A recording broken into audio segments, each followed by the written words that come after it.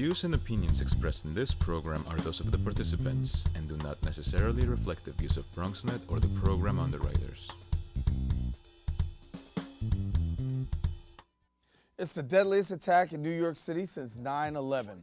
On October 31st, the terrorists in a rental truck sped for nearly a mile down a popular bike-only path in Lower Manhattan, killing 8 and injuring several others. The suspect was reportedly yelling Allah Akbar, Arabic for God is great. In 2014, an ISIS spokesperson called for the lone wolf attacks using improvised weaponry. And since the world has seen many similar attacks, the question now remains, as we've asked time and time again, how do we stop these radical extremists? More importantly, how do you stop the ISIS ideology, in particular here in the United States? Our guests, are two analysts who will weigh in next on this edition of Perspectives with yours truly, Daren Jaime. Let them know. What's on your mind? Let them know. Anything relevant to life, you bring it to the table. Whether you make a move solo or a movement with a stable. No fables, you speak on your decisions. Cause in the long run, it's your voice, your views, your vision. Keeping it real with many messages for you to know. This ain't radio, but DJ runs the show. Entertainment, he rocks it. Politics, he locks it. The host with the most would handle any topic. Don't forget to share your perspective with shines of light. Cause it might make a difference in someone else's life. What's your perspective? Express what's in your heart and your mind. Share your perspective. What's your perspective? Let them know. And hello, everyone. Welcome to another edition of Perspectives. I am Daren Jaime. Of course, we thank you for watching. We invite you to watch every week here on BronxNet's Channel 67 as we bring you news, information, current events, the things making headlines, and we believe the things that you would want to hear. That's why it's called Perspectives. And as always, we invite you to share not just on this platform, but also meet us on social media. You can get us on Facebook at BronxNet Perspectives. I also have a personal professional page, which is Daren C. Jaime, and you can find out more information about me there. Also, you can check us out on Twitter and also Instagram, all those places, and you can definitely get a perspective one way or the other. Our guests in studio today are weighing in on the latest tragedy that's occurred just a few minutes away from the World Trade Center, the site of the last tragedy that we've had with domestic terrorism and international terrorism right here in Lower Manhattan. Our guest, Joyce Johnson, of course, our political analyst, and then Lee Bynes, who joins with us in studio, talk about the latest out of Lower Manhattan. And first of all, before we get to any of that, our thoughts, our prayers go out to the families, the victims of those who've been affected by these attacks. As we're learning more about the victims, we know there's an Argentinian tourist contingent, but also New Yorkers who were involved, and not just involved, but around and had to suffer. And while many did lose their life, there are others who've also been traumatized by the events that have happened yesterday. So our thoughts and prayers go out to all New Yorkers and all those who've been affected. And once again, good to have you both. Sorry to be here. Yeah, sorry like this. Let's get right at it. I mean, when you talk about hearing this yesterday, Joyce, what goes through your mind just a few minutes away from the World Trade Center? Well, whether it's the World Trade Center or anywhere, it could happen anywhere. And we live in the most, I guess, strategically targeted town, our hometown in the United States, if not the world. And so when it happens in New York, there's always a message, a larger message in my mind.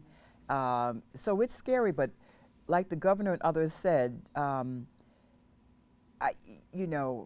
heartfelt condolences to our victims. And isn't it coincident that, the 31st of November, Halloween, October 1st of 2017, there was the attack also in Las Vegas, where 58 people died and hundreds were killed. So were injured. And so our armament, in this case a car versus rifles, there is something about our society that we have just become, we are more dangerous. Taking a life is nothing. We've got to get to that. And it's being talked about as this young man, 29 years old. He's been here 7, 8 years, family 3, how he is radicalized, and what does that mean, and what has his experience been in the United States that he is radicalized. As the fellow in Las Vegas, they're trying to figure out his motive. So while we're focusing on this, I mean, this seems to be a series. I mean, we never got used to it, but 9/11 started the pattern. If not 9/11, then the Oklahoma bombing. And so when we think about it, we have suffered greatly for both domestic and external attacks on our country. Let me bring Lee in and talk about this. Don't want to politicize it, but yet and still questions are being asked in New York. You have this terrorist attack that's happened. The van still in place the day after, but the governor goes on and says, "Listen, we're going to go to the Halloween party, the parade that we've had planned. New Yorkers go ahead with it." He says, "I'm coming, you're coming. Come meet me there." But then you have some people on the other side that says, "What about the victims? You know, this is still a raw time, a raw, sensitive time." And I get it. The governor's in, a little bit of a tough spot, but the decision to go on. Is it something that we as New Yorkers are going to have to become accustomed to, or is it something that was possibly done wrong? I would say that, no, I don't think there's anything that was done wrong necessarily. I mean, the security measures are put in place for as well as it could be. I think the problem, especially with the international terrorism angle, as opposed to domestic terrorism, with regards to this latest event, they're still trying to ascertain what this man's motives were. Obviously, they were to kill, but whether or not he was radicalized here in the United States, or was he radicalized before he got here, that's something that we don't know. I still think there's a lot of questions to be answered with regards as to why is this happening, Exactly. as opposed to what's happening. We're spending millions, billions of dollars in security to protect New Yorkers. The governor's stance in terms of having people to go on out, enjoy your life, continue the way you're doing things on a daily basis. They have to say those things. They're spending billions of dollars on security. And if they have to admit that they cannot keep you safe under these circumstances, well, how much more security are we going to have? As I spoke on a few other occasions and even on this show, you don't want to turn this country into a fortress where there's security checkpoints on every street corner. We still have to. This is an open and free society. It's our liberty. But yeah. if we allow folks from other parts of the world to find ways to change our behavior, then they have gained the upper hand. So while I think that a lot of we do have to be aware, we do have to be vigilant, as they say, and I'm personally getting extremely weary of being vigilant. I'd like to go back to things as they were. But I think those days are behind us until we find a way to understand what's been going on to cause this radicalization in the first place. I think for me, it's as I started with yesterday, and then I also mentioned Las Vegas, and so I'm not putting it in the context of other countries. The point of this is murder, mass scale, small scale, is happening in the United States, and are we willing to give up our freedoms, as you're saying, lock down on everything, watch every block or whatever? Probably not. So, I don't want to say that this is not the first, it has not been the last, and every time we face up with this, we start to ask the same questions. So isn't it some incumbent upon us to try to believe what is happening internally? Certainly,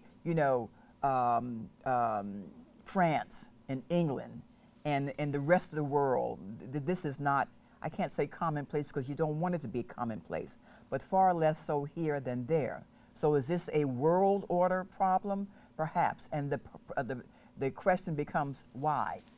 Why? And the attacks are happening, before few and far between. Now we're Exactly. more and more every week, Exactly. every month. We're hearing something, whether it's here locally in the United States or internationally, the terrorism is ramping its ugly head.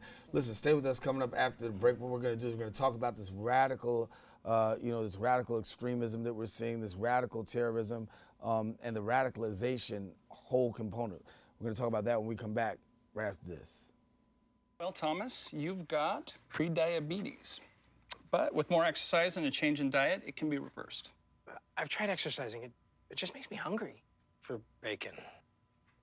I love bacon, too. And who really likes to exercise? Not me. Me neither. Nobody.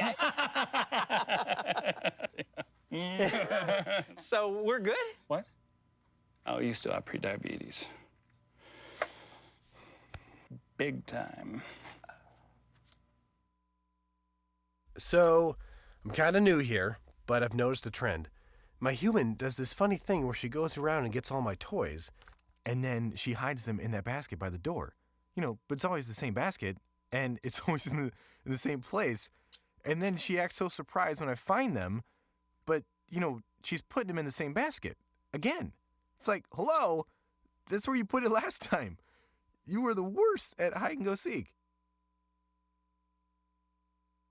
And we're back here on Perspectives, continuing our conversation, talking about the latest terrorist attack taking place in Lower Manhattan. And as we were talking before the break, we're talking a little bit about the radical extremism, the growing trend of radical extremism. This young man that we believe is 28 to 29, we don't give his name because we're not giving him any glory. But the fact is that he was down in Tampa, Florida, moved to Paterson, New Jersey, has family out in New Jersey, I should say, and understanding that looking at computers and doing the scrub of his information, that a lot of ties to ISIS on his computer, social media sites, stuff like that. This isn't new. We're seeing more of this radical, this growing radical extremism, and people who are becoming the Boston Marathon, things of that nature. What are we to make of this, and why? In my view, I think there's the reason for the uptick of these incidents, especially in Europe, but it'll probably, I hate to say it, but it's a good bet that it could start happening here, is because the battlefield is changing. See, when this issue still got itself off the ground, the ISIS, Al-Qaeda, and folks of that like were trying to establish a caliphate, a place where they could literally call their own. They could actually use to stage events. They could use to train people and send them out in the world. But since that battlefield has been reduced significantly, since Raqqa has been taken down, Mosul has been taken down, the Turks have come in, the Iranians have come in, and they put a major squeeze on that area. Well, this ideology is not limited to a physical locality. It's a digital platform now, and they can reach out and train people thousands of miles away, give them the tools and the experiences that they need to pull off these types of events, no matter where they are. And it doesn't take a genius to get behind the wheel of a truck and drive it into a crowd of people. It doesn't take a genius to take a knife out and just start slashing people at will. But these are also, when you look at a copycat. Copycats. But I think in all that you say, it's so true. The incidents. But why does one become radicalized? Why would you ever become radicalized? Me or whatever. That's what we need to get to. I mean, I've lived here all my life. Will I ever be radicalized? I'm not sure, unless some egregious something starts to happen to me and those that look like me. And I said, enough is enough. I'm sick and tired of being sick and tired. That those were languages back in the day. Now it's something more onerous, like I'm going to kill. And I want to say scale. 7, 8, 10, so your point, the battlefield, but is an attempt to then make America so afraid that we become isolationists, meaning no one comes here, no one comes in, and no one goes out. And so that we are just Americans as we know now and keep us within our borders. But there are so many folks who are here who would say, I might be radicalized around an issue. Well, let me push Black the Lives envelope Matter. a little bit further. New York is known as a sanctuary city, right? And and we're a sanctuary state. But what about the fact of New York being a sanctuary city state? Does it become a breeding ground for radical extremists? Because some people would argue, since you're a sanctuary city, anybody can come in, and anybody can come in and become radicalized or come in under the norm that, hey, I want to be American, but the truth is your motive is nothing more than radicalization. Well, you know what? I'd like to just push back on that just for a second, because I don't want to tie the concept of a sanctuary city, which I don't exactly agree with 100%, with the radicalization of these folks. I think the broader perspective would be to try and understand the historical perspective. Now, when we talk about the incident, let's talk about our angst with the Iranians right now. Most Americans believe that the problem with Iran started in 1979, just before Ronald Reagan was elected, when they took the hostages and held them for 444 some odd days, if I got that right, the number of hostages. But the issue with Iran started back literally in 1956, when the United States and the Brits literally installed the dictator, That's the Shah right. of Iran, Yeah, right? yeah. And the Iranians had to live under rather brutal dictatorship for 20 some odd years. And so the Iranian Revolution that was triggered as a result of them saying, look, we want you guys out of here. We'll start developing our own oil fields. We will go on the market ourselves. And that was something that the West wasn't ready to handle. The West has a very difficult time accepting other nations as equals. And that's how this situation has gotten to be the way it is. So unless we go back and try and figure out what's been happening with U.S. foreign policy over the last 30, 40, 50 years, 50 years. That has caused these folks to go berserk. There's no other way. I don't know. They were under oppressed regimes supported by By the America. United States. The United States of America. And that's blood for oil. Yeah, the, and that's the a Iranian war, the Iraqi war. And that's a narrative that's not getting the air time that it should get. And I think if we try and see the other side of the story, because there always is, it's similar to what's happening in North Korea. I don't want to go too far afield, but again, the United States has, I don't know how many thousands of nuclear weapons, but they cannot tolerate the North Koreans to even have one. And I'm not saying that nuclearizing the Korean Peninsula is a good idea whatsoever, not at all. But it seems to be this imperialistic, paternal attitude taken to anything that's non-Western that prevails in the world at this time. And until we get beyond that, we may never know why this But is he happening. raises a good point. You know, the here and now is the here and now. So in our sanctuary cities, I guess your question was, do we change that? Should we be less, willing, The question is- opening and whatever?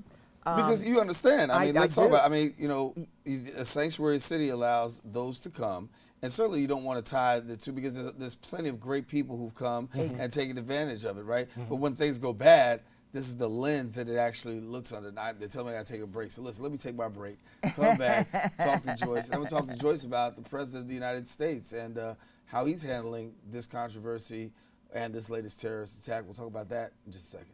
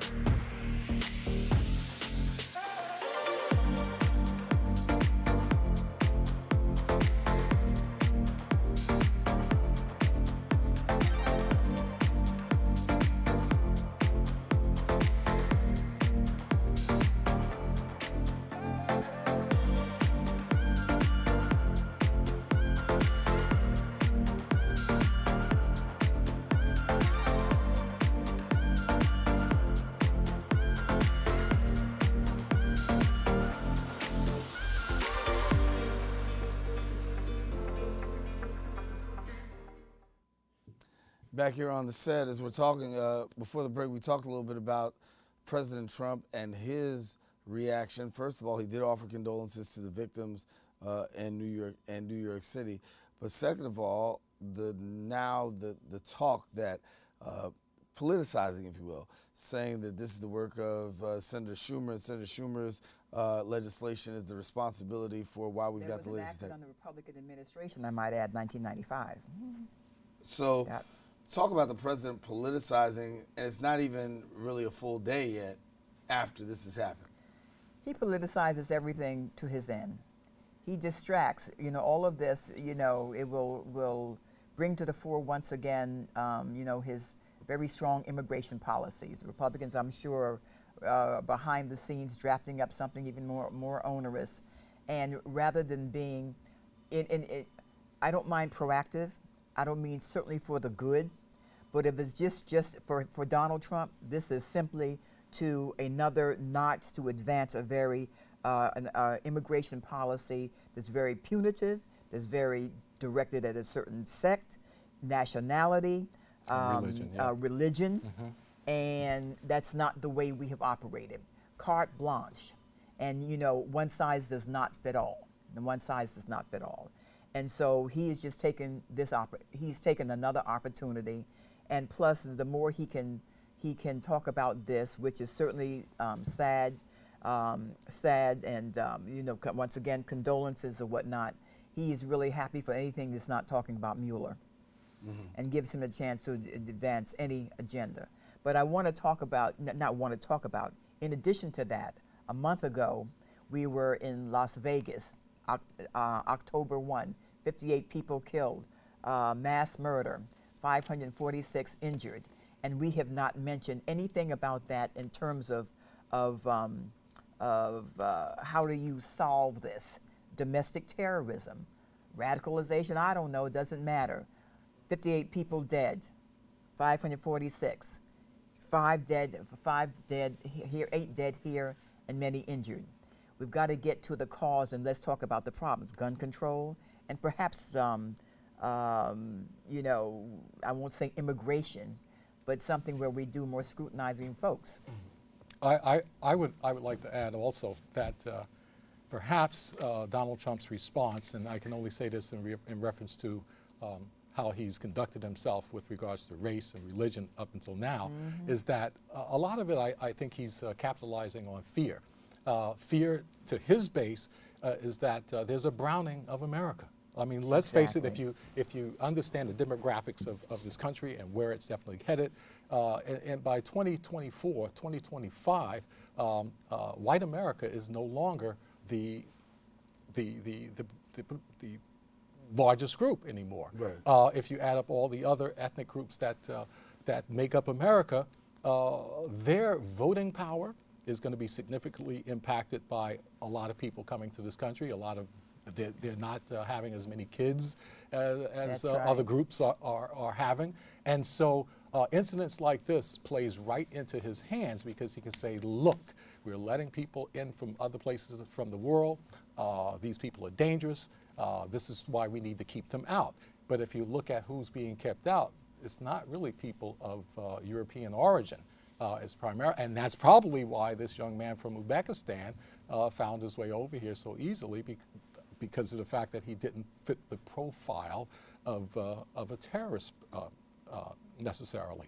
And a person coming from Uzbekistan or any of the other areas. And Uzbekistan has been a strong supporter in terms of when in the fight against terrorism. Yeah, but you know what? When you look at someone from Uzbekistan, just their physical characteristics, without that beard that he was wearing in the photographs that I saw, he would just look like any other white guy in a lot of instances. Maybe that's what he looked like when he first got here. We don't know. Well, now, truth be told, now all young men are wearing these long beards. My grandson has one. Yeah, white guys, everybody's looking. What's that show that was on a couple of years ago? The I forget where, you know, the folks in Dynasty? Yeah. Okay. Duck Yeah. Dynasty. But if So you that's a trend marry now. that beard with a name like Mohammed, you're going to have some issues. Oh, no You're going question. to be profiled. And you're that's going to the be pulled point. out of line. That's the point. And talked that's to. enough to Yes. radicalize you yourself. Look, like everybody else, I'm wearing this because I told my grandson yesterday, I said, I think you're going to have to cut the beard because he's very light and he could easily be Middle Eastern. So what does changes here in New York? What changes after another terrorist attack like this? What expected changes can we look to see? I think the New York has the best model, but even the best model is not going to stop the, an attack, a lone wolf. There are 315 million people. A lone wolf could be anywhere in this country at any time. So that's just a sad fact. The lone wolf in Las Vegas, the lone wolf who shot the police in, which was it, in Texas, in Dallas. Right. And I mean, let me come back and take a break. One thing I'm getting out of the habit of saying is lone wolf when it comes to radical extremism, because from my perspective, when you have radical extremism and you keep seeing these people, whether it's in Boston, New York, whatever the case would be, that's no longer a lone wolf. You may not know each other, but you guys are operating under one banner. So it's really, while it's lone wolf, it's like saying in church, non-denominational. You're a denomination when you're non-denominational. Radical extremists. There's a group of radical extremists that are really rising up, and that's becoming a new movement all by itself. Listen, gotta take a quick break. Or you're telling me it's the end of the show? Oh my God! We're talking about a cause, but we're not talking about effect. Right. So listen, need you to come back to us on Perspectives. We're out of show right now. Tell us the end of the show. Yes, half hour is going by quickly. Joyce and Lee will be back on another edition of Perspectives, talking a little bit more about terrorism, but most of all about President Trump and the Mueller investigation. What does this actually mean? Robert Mueller's investigation, turning up Frank Manafort. A whole lot to talk about. Stay with us on the next edition of Perspectives, because that's going to be coming up dealing with that. So stay tuned. Thank you to all of you who actually been watching. Daren Jaime, until next time we meet, stay safe, share your perspective with somebody else. It just might make a difference in somebody else's life. Thank you. Don't forget to share your perspective with shines of light, because it might make a difference in someone else's life. Make a difference. What's your perspective? Express